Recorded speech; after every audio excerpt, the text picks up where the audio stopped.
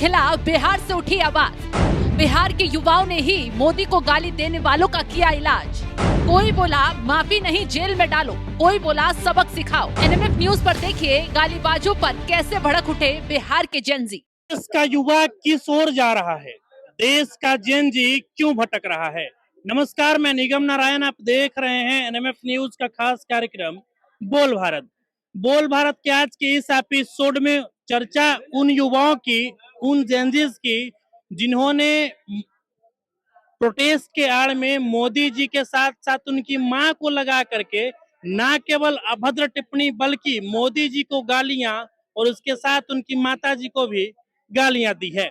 चलिए, इस वक्त मेरी मौजूदगी राजधानी पटना के पटना जंक्शन पे और तमाम लोग एक बार आप दिखा दीजिए कि यहाँ पे खड़े हैं।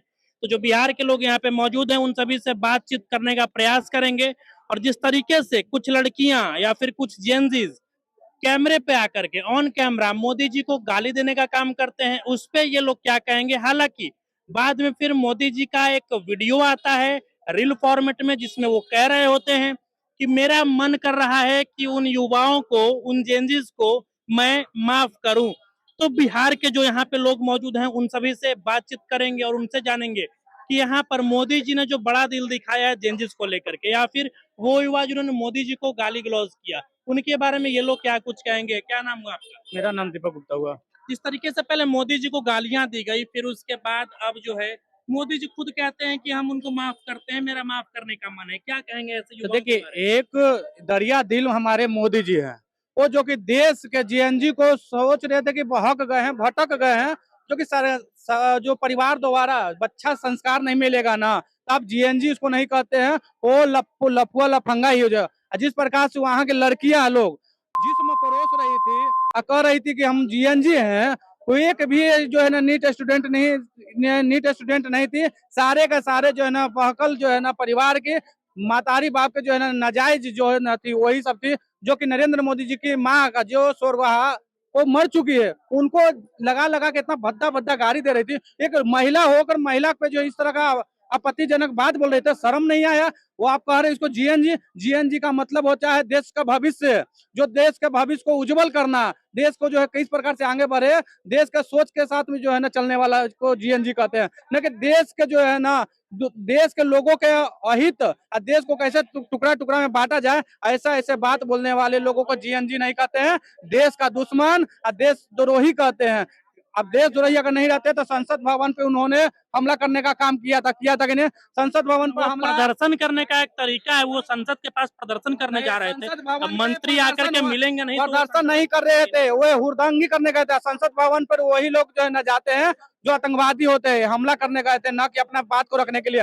बात को रखने के लिए एक इनको जो है जगह दिया गया था जंतर मंतर, वहाँ बात कर सकते थे। लेकिन बात यहाँ करनी थी नीट छात्रा के बारे में, लेकिन वहाँ सनातन विरोधी, मोदी विरोधी, राम मंदिर, आरएसएस, मोहन भागवत, वहाँ जो प्रेमानंद जी महाराज जो कि समाज में किस प्रकार से रहना है, देश में कैसे रहना है, उनके बारे में अभद्र टिप्पणियां किया गया। इसको जीएनजी नहीं देश का दुश्मन कहिए और सारे के ऊपर जो एफआईआर होना चाहिए। कोई मत देखिए कि किसके बच्चे हैं, सारे के ऊपर एफआईआर करके सारे को जो है ना भेजिए तिहाड़ जेल।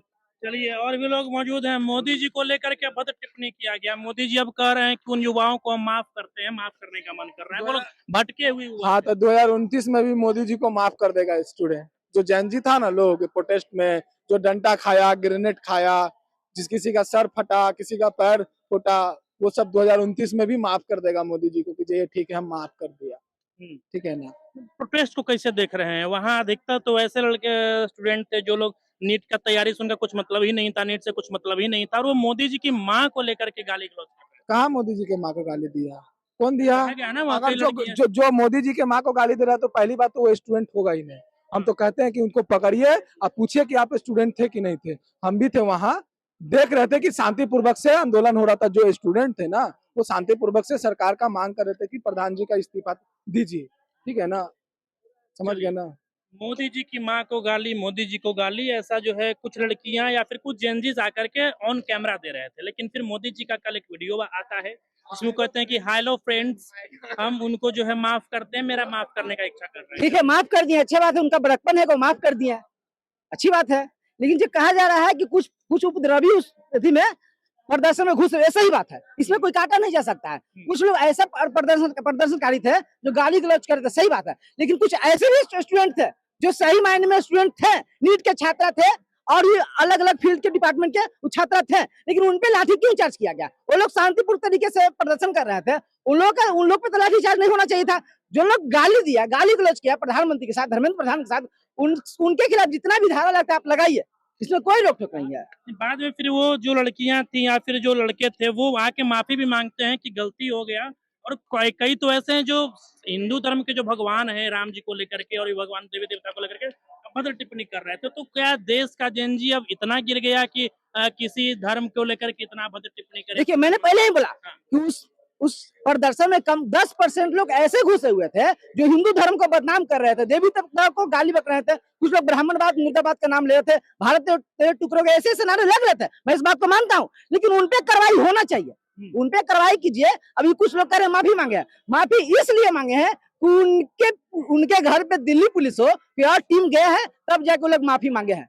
अब बात रहा पप्पू यादव का, जो संसद में बैठ के जो हिंदू धर्म का मजाक बना रहे हो, मजाक को नहीं हो, मजाक के दृष्टि से नहीं देखिए, वो सही मायने में एक छोटा सा क्लिप दिखा दिए कि कैसे राम मंदिर में चंदा चोरी हुआ है। अब मेरे एक सवाल का जवाब दे दीजिएगा। वहाँ जो चंदा चोरी किए वो वहाँ काम करने वाले कर्मचारी थे, जैसे ये महावीर मंदिर है तो यहाँ के पुजारी का काम है पूजा करना और पूजा करवाना। अब यहाँ जो कर्मचारी मान लीजिए यहाँ के दान पेटी से पैसा निकालिए, जिनका काम है पैसा गिनना, वो पुजारी में तो आएंगे नहीं, उनका कपड़ा भी भगवा का नहीं होगा, लेकिन पप्पू यादव पुजारी का भेष बना करके ये नौटंकी कर रहे थे। वहां से चंदा चोरी हुआ, इस बात को आप मानते हैं?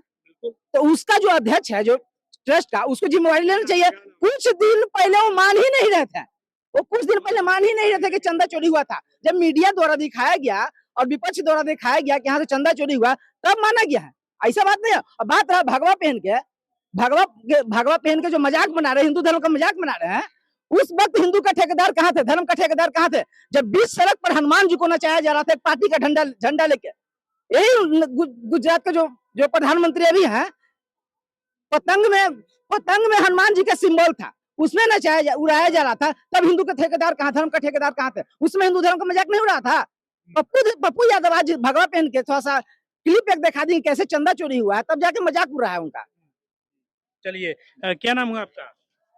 पुष्कर कुमार नाम हो भैया। पुष्कर जी का बहुत न्यूज देखते हैं आज भैया, आप ही के से हैं। Thank you. कहाँ से हैं? गया जिला से। गया जिले से हैं। चलिए, अच्छा, परैया से क्या कहिएगा, देश का युवा किस ओर जा रहा है, जिस तरीके से बर्बादी की ओर जानते हैं, बीजेपी के हम लोग वोट दे के जानते हैं बर्बादी की ओर जा रहे हैं। इसके बाद कोई जानते हैं बीजेपी के एकदम गिराना, बीजेपी के कोई वोट नहीं दे रहा भैया, ईवीएम मार दे रहे तो बस सरकार उसका है भैया, जो घपला कर रहा है। अगर सब चीज भैया सब चीज फिंगरप्रिंट है, वोट का है फिंगरप्रिंट हो रहा है भैया, आधार कार्ड से पैसा अपना निकाल रहे हैं तो फिंगरप्रिंट से निकाल रहे हैं भैया, है भैया। तो फिर अब वोट भी फिंगरप्रिंट होना चाहिए ना। हम भी भैया विधानसभा के चुनाव में हम ही 4 वोट दिए हैं, हमारा 1 वोट होता है, 4 वोट कैसे देते भैया, बताइए कैसे देते भैया? तो सब दलाली ना भैया। हमारा आधार कार्ड वोटर ID कार्ड पर दे के कोई, तो मोदी को ये करना चाहिए ना कि बोले वोटिंग जो हो रहा है वो फिंगरप्रिंट होना चाहिए, कि दलाली नहीं कोई करेगा भैया। जो जनता का जो विधानसभा में जितना सीट जितना भी है भैया, एक आदमी 4 वोट दे रहा है, तो समझिए कि दलाल भी होगा, 100 आदमी तो 400 वोट देगा भैया। कि भाजपा से नाराजगी हुआ, खत्म आदमी है भैया भाजपा। मोदी वहीं जो पहाड़ में चल जाएगा, भोसड़ी वाला नबाल बच्चा भैया, बनाबाल न बच्चा भैया, कहीं है नहीं, गाली न देगा तो कुछ करेगा भैया। तो प्रोटेस्ट ठीक है, धर्मेंद्र प्रधान का इस्तीफा भी हो गया। अब सरकार के सिस्टम अगर भ्रष्ट सिस्टम तो उसके खिलाफ आवाज उठाना चाहिए, लेकिन वहां पर ऐसा तो नहीं कि प्रधानमंत्री के माँ को गाली दे देंगे, तो प्रधानमंत्री को गाली उसकी जवाब दे रहे हैं। ठीक है भैया, आप भी एगो काम बढ़िया करिएगा, आप ही के ऊपर बोल रहे हैं, आप भी काम एगो बढ़िया करिए, समाज में बढ़िया काम करिएगा, तो इसमें 2-4 आदमी आ जाएगा भंग करने के लिए। तो ऐसा ही वहाँ हुआ था, तो जितना मोदी जी माने 24 घंटे के अंदर जितना मतलब वहाँ पे जांच मतलब करा के क्लियर कर दिया कि ये शामिल था। तो वहीं जो चांदा चोरी हुआ था वहाँ पे अयोध्या मंदिर में, चांदा चोरी कितना दिन हुआ वहाँ चांदा चोरी हुए हमको लग रहा है कि 1 से 1.5 महीना हो गया।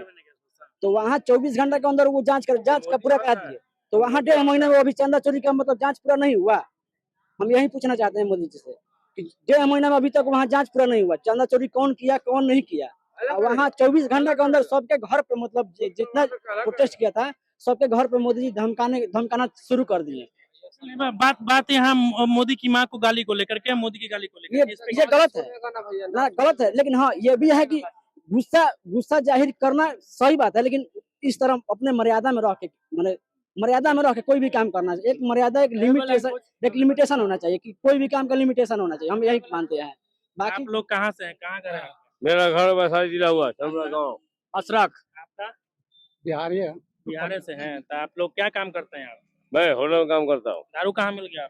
जाते हैं खाओ पे मिलता है, हैं? फोन का तो नहीं मिलता। आपको कहाँ मिल गया? कहाँ नहीं मिलता है ये बताइए, कहाँ नहीं मिलता है?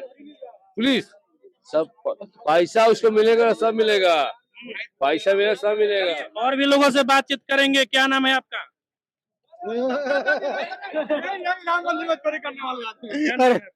नाम नहीं बताएंगे। कहाँ से है?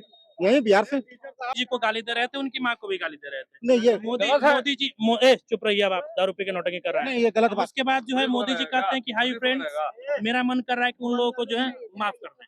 तो हाँ, इस पे क्या कहेंगे? अच्छी बात है। सबसे पहली बात कि सर विरोध करना आपका संवैधानिक अधिकार है, आप विरोध किए अच्छी बात है। पेपर लीक का अफसोस हमको भी है, आपने विरोध किया अच्छी बात है, लेकिन किसी की माताओं बहनों को अपशब्द बोलना है, विरोध करने का एक संवैधानिक तरीका होता है। आपने विरोध किया, देखिए वायरल भी हुआ और सुना भी, सरकार ने सुना भी। शिक्षा मंत्री जी का रिजाइन हुआ और जांच कमेटी भी बैठी और कानून भी बना पेपर लीक पर। तो आपका तो सारा बातें मान लिया गया ना। और इतना ही नहीं, प्रधानमंत्री जी का इतना बड़ा दिल है कि उन्होंने क्षमा भी कर दिया सबको। चाहते तो वो मुकदमा दर्ज करा सकते थे मानाने का, लेकिन उन्होंने क्षमा भी कर दिया। अब क्या चाहिए? लेकिन देखिए विरोध करने का संवैधानिक तरीका है, संवैधानिक तरीके से कीजिए। किसी के माताओं बहनों का शब्द मत बोलिए, ये अधिकार आपको संविधान ने नहीं दिया है। रोड पे चलिए, तो ये बिहार आप के किसी लोग के हैं। मत हाँ, बताइए। क्या नाम है जी? कहाँ से हैं? मधुबनी जिला। मधुबनी जिला से। हाँ, जी। कुछ कहना चाह रहे हैं? देखिए हमने 2020 में ही भाजपा को वोट दिया, 2024 में वोट दिया, लेकिन अब वोट नहीं देंगे। अब इसी पैरों से चल के मैंने बूथ पर जाकर भाजपा को वोट दिया। मुद्दे पे खुद बीजेपी को हम वोट दिए हैं, खुद बूथ कमेटी रह चुके हैं, बूथ कमेटी रह चुके हैं। मुद्दे पे मोदी जी को गाली दी गई। It is bad habit. हाँ, न नेता की कमी है, न नीति की कमी है, आपके अच्छे नियत की कमी है। हम में आप में होता है तो माता का ये संवैधानिक नहीं है, ये नहीं होना चाहिए। इससे वैकल्पिक व्यवस्था नहीं होती है। इतना भी गाली भी दिया, इसके बाद भी मोदी जी क्षमा कर दिया सारा लड़का लड़की को। लेकिन बिहार में बदलाव होना चाहिए, बिहार में बदलाव होना चाहिए। बदलाव तो हो गया, 2025 में बदलाव हो। नहीं, ये पार्टी नहीं चलने लायक है। कौन सा पार्टी चलने लायक नहीं है? यंग ब्लड तो कौन पार्टी चलने लायक है? जो योग है, हाँ, जिसका सभी चीज अच्छा है, जो हीरो हो, हाँ। वो प्रशांत किशोर हो चाहे आरजेडी हो, सबको लाना चाहिए। यंग ब्लड है, ये लोग काम करने लायक है, हाँ। उस सबको वोट मिलना चाहिए, सत्ता मिलना चाहिए उसी को जो 8वां पास। अब तो 4 साल बाद ही आप वोट दे पाइएगा ना। तो अभी सत्ता पक्ष, हाँ, विपक्ष चाहे तो हटा सकता है। विपक्ष 25 को विधायक है विपक्ष का, तब दम ही नहीं है विपक्ष कम नहीं, ताकत नहीं है। अब 4 साल बाद होना चाहिए। अभी हम लोग सोच ले कि किसको सत्ता पर बैठाना है, किसको कुर्सी पर बैठाना है, ताकि हमारा राज सही से चले। चलिए, और भी लोगों से बातचीत करें। कहाँ से हैं जी? हम मसौरी से। मसौड़ी से हैं, पटना जिला से हैं। अभी प्रोटेस्ट चल रहा था कांग्रेस जनता पार्टी का, देखे थे? जी देखे तो है। क्या अब क्या लगता है उसको, उसके बारे में क्या कहिएगा? हालांकि प्रोटेस्ट खत्म हो गया, लेकिन उसका विवाद अभी भी चल ही रहा है। जी चल तो रहा है। तो इसमें मोदी जी की मां को गाली दिया गया, मोदी जी को गाली दिया गया, लेकिन फिर उसके बाद जो लोग गाली दिए थे उन लोगों पे जब कार्रवाई हुआ तो लोग माफी मांगने लगे। मोदी जी कह रहे हैं कि चलो माफ कर दीजिए, इस पे क्या कहेंगे?